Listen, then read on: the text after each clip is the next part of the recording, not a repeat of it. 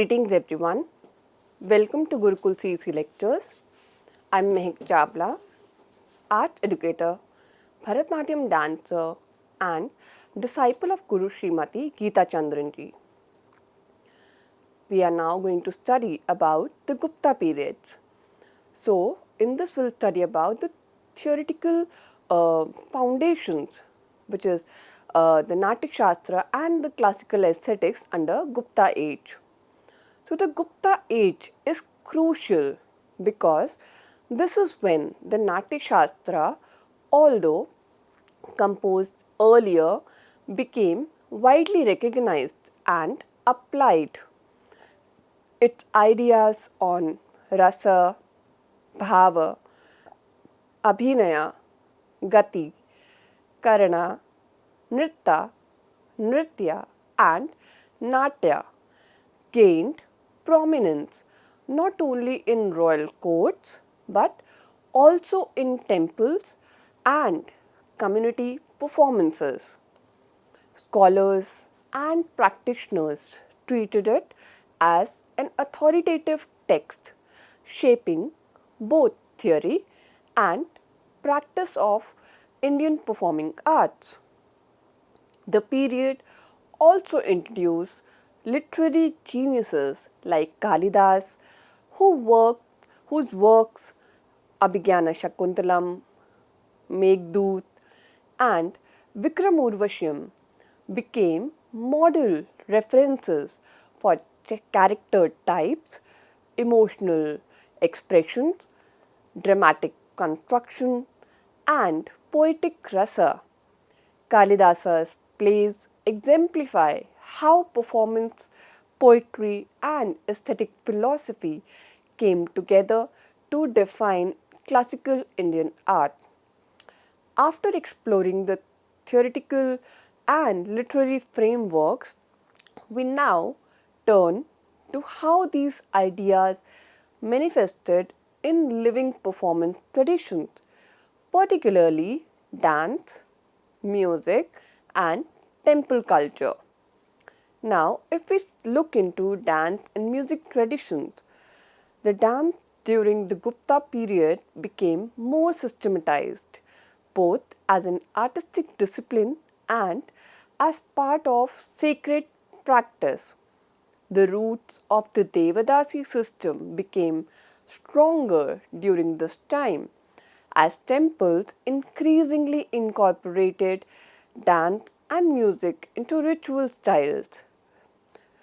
Sculptures from Udaygiri, Deogarh, Dashavatara temple and the Ajanta caves beautifully depict dancers in graceful poses, musicians playing veena, mridanga, cymbals and flutes, and elaborate performance scenes in courtly and sacred contexts.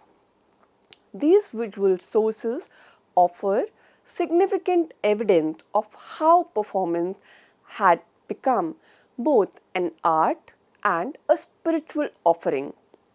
Music also reached new heights. The veena, in particular, gained a refined structure, while drums such as mridanga and dhol were used in both ritual and courtly settings.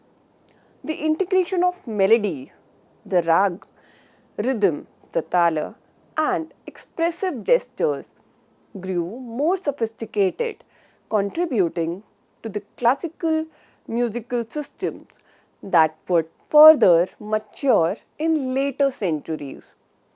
Having explored the classical maturity achieved under Gupta rule, now we will study how these traditions evolved in the early medieval period, a time marked by temple-centered art, regional styles, devotional movements, and the emergence of distinct classical dance and music lineages. The early medieval period marks one of the most dynamic phases in India's cultural history. Unlike earlier eras where imperial power created broad aesthetic unities. This period witnesses intense regionalization.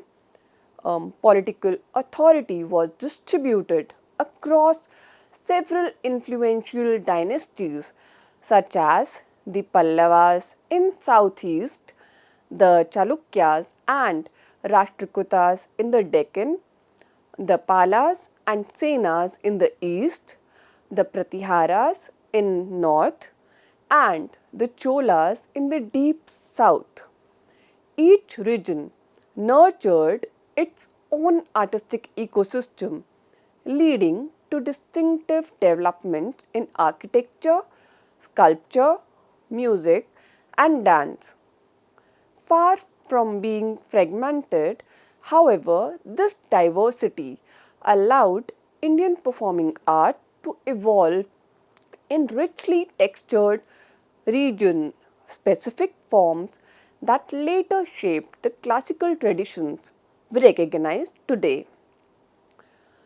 If we look into the cultural regionalization and shifting powers structures, so in the early medieval period in India, witnessed a significant shift from large centralized empire to a constellation of regional kingdoms. This potential decentralization, rather than fragmenting the artistic landscape, actually intensified cultural innovation. As power became distributed across the subcontinent, each emerging dynasty sought to express its legitimacy, religious identity, and regional pride through patronage of the arts. Courts evolved into dynamic cultural hubs where dancers, musicians, poets, sculptors, architects, painters, and scholars gathered, producing a remarkable breadth of artistic expression. In these decentralized courts, artistic production became a conscious instrument of political identity, spiritual devotion, and cultural distinction. Patronage during this era was deeply guided by regional religious philosophies. Shaivism, Shaktism, Vaishnavism, Buddhism, and Jainism were not just theological systems but living cultural ecosystems that shaped artistic vocabulary and performance traditions. Each tradition fostered distinct aesthetic sensibilities and ritual needs. For instance, Shaiva temples emphasized vigorous dance motifs related to Tandava and Karanas, while Vaishnava spaces highlighted devotional expression through gentle lyrical postures. Buddhist centers cultivated ritual performance traditions incorporating mudras, mantras, and meditative movement. Jain art emphasized restraint, purity, and philosophical clarity. These theological frameworks influence the gestures, themes, musical modes, and narrative content of regional performing arts. A crucial aspect of this era was the rapid expansion of temple construction across India. Temples were no longer simple shrines, they became monumental cultural complexes where architecture, sculpture, ritual, music, and dance merged into a unified aesthetic vision.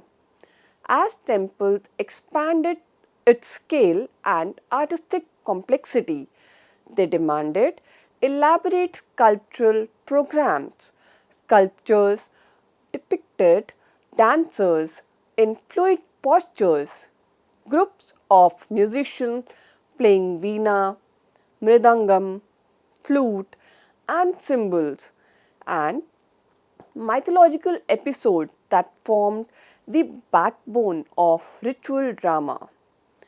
These carvings did more than decorate temples' walls.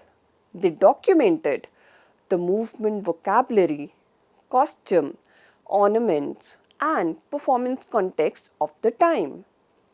The temple thus functioned simultaneously as a performance space, a religious center, and a visual archive of artistic practice. This dynamic interaction between architecture, sculpture, and live performance encouraged the refinement of iconographical canons.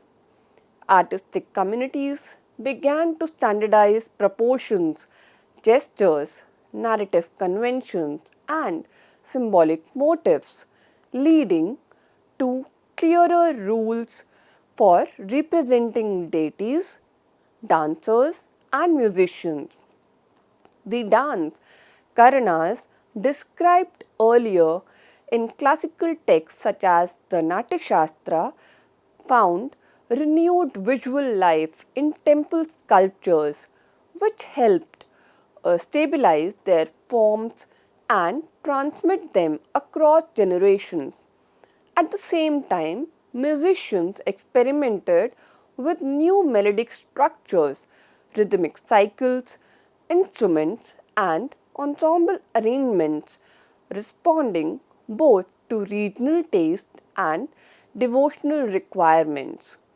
The result was flourishing of musical innovation with distinct regional styles taking shape in the Deccan, South India, Bengal, the Himalayan region, and North India. In essence, cultural regionalization during this period did not fragment Indian artistic traditions, it enriched them. The interplay of political autonomy, devotional movements, temple ritual, and artistic patronage led to the crystallization of localized performance idioms. These regional expressions would eventually evolve into the classical dance and music tradition recognized today, demonstrating how decentralization became a powerful catalyst for cultural creativity.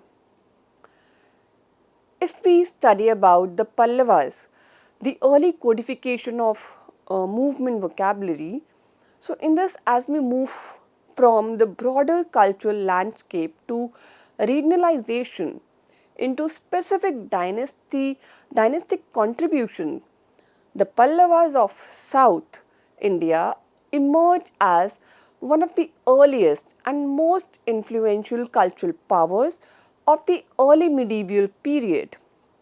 Their rule centered in present day Tamil Nadu, with Kanchipuram as their capital, marks a critical phase where architecture, sculpture, and performance traditions began to develop a distinctly southern aesthetic.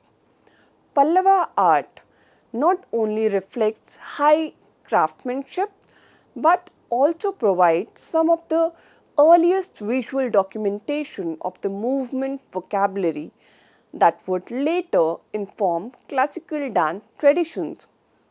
The Pallava era is renowned for its monumental rock cut and structural temples at Mahabalipuram, including the rock cut caves, monolithic ruts, and the shore temple. These sites offer a visual and architectural continuity between ritual practice and performative expression. The sculptural panels in the Mahabalipuram caves are especially significant. They depict dancers frozen in dynamic karanas, musicians holding veena, mridangam, and flutes, and celestial figures engaged in rhythmic movements. These carvings are not mere ornamentation, they are codified records of bodily technique, hand gestures, leg positions, and rhythmic stance described in earlier textual traditions like the Natyashastra. The presence of such detailed movements, iconography in Pallava temples suggests that dance practice in Tamil regions had already reached a refined stage.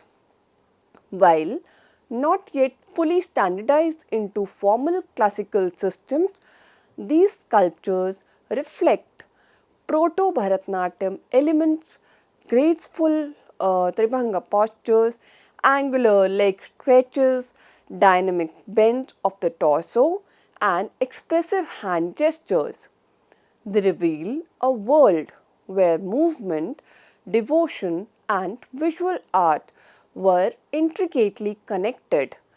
The Pallavas thus laid a foundational visual and cultural framework that later dynasties, particularly the Cholas, would expand into mature classical idioms.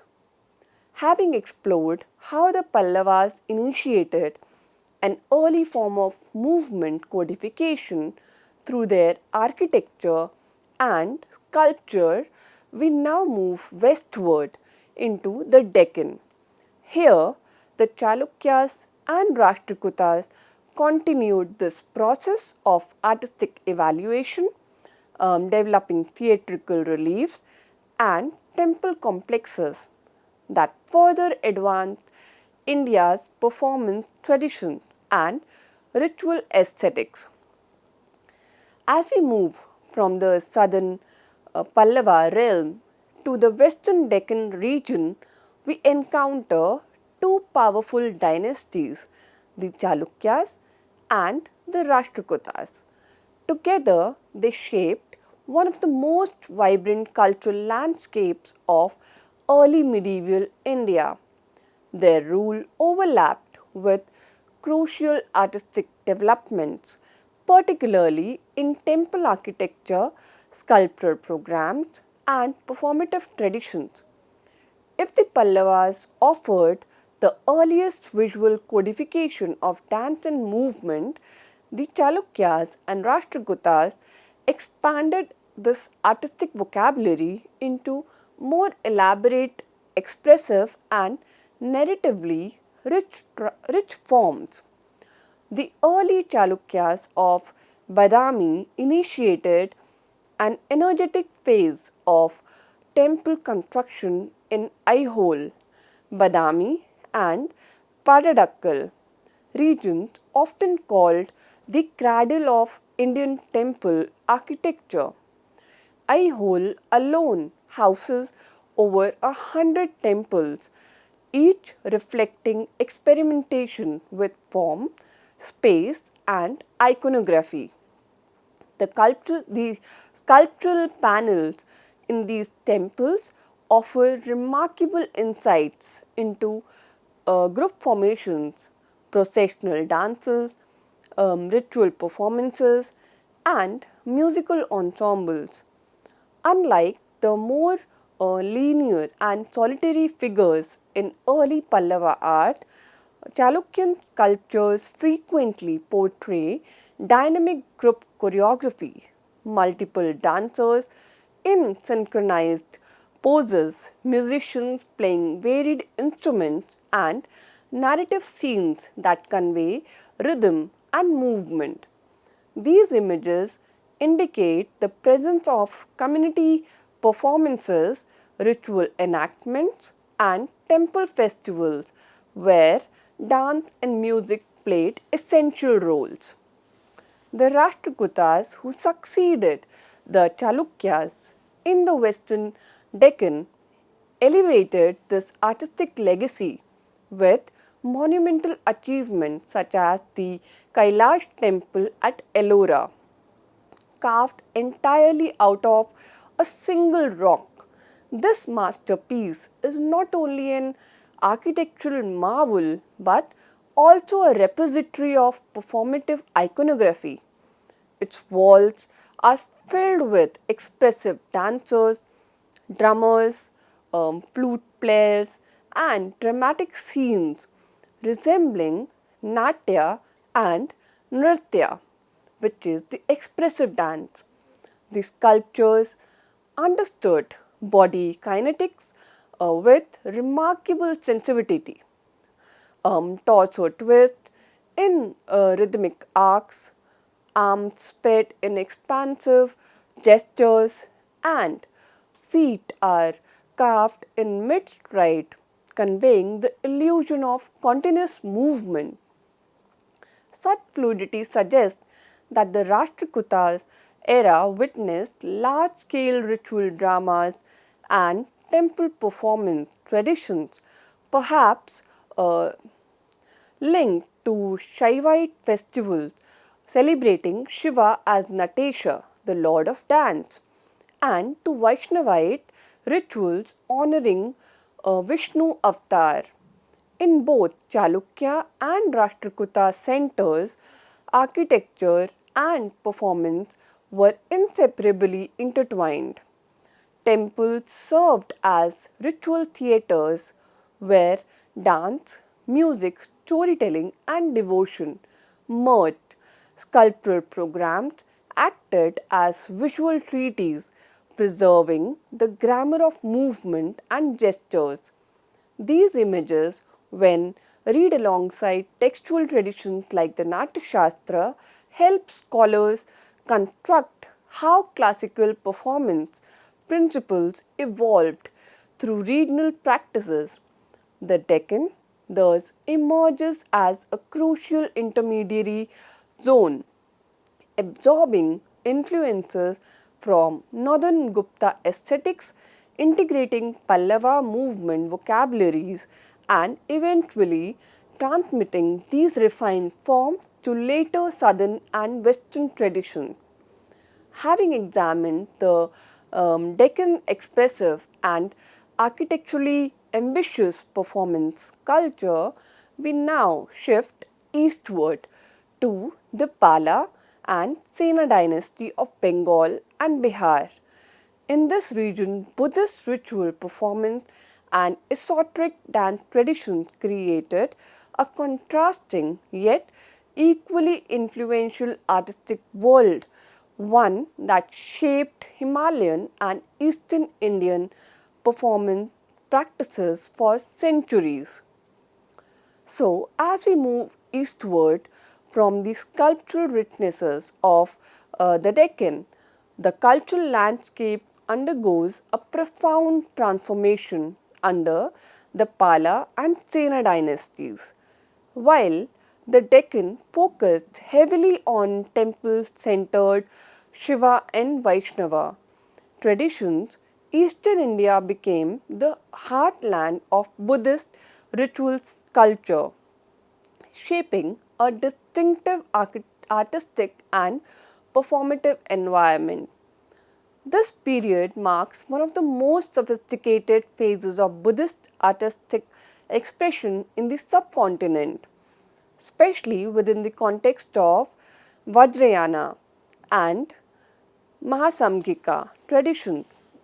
Unlike the expressive dynamism of Chalukya Rashtrakuta art, the Pala Sena tradition emphasized meditative stillness, esoteric symbolism, and ritual performativity, offering a different yet equally rich conception of movement and expression. The Pala dynasty, in particular, was renowned for patronizing major Buddhist universities including Nalanda, Vikramshila, Sompura, and Udantapuri. These centers were not only academic institutions but also cultural laboratories where ideas, rituals, and performative practices evolved. Monastic ritual life incorporated dance, chanting, mudras, mandala, worship, and symbolic movement, making performance an integral part of esoteric Buddhist sadhana. The iconic Pala bronzes, celebrated for their elegance, elongated forms, and intricate ornamentation, capture divine beings that tantric yoginis in graceful dance postures, their fluid bodies, arched back, and rhythmic stances reflect a movement vocabulary that is both physical and metaphysical, embodying the unity of form and spiritual intention. With this, I conclude my lecture. Thank you.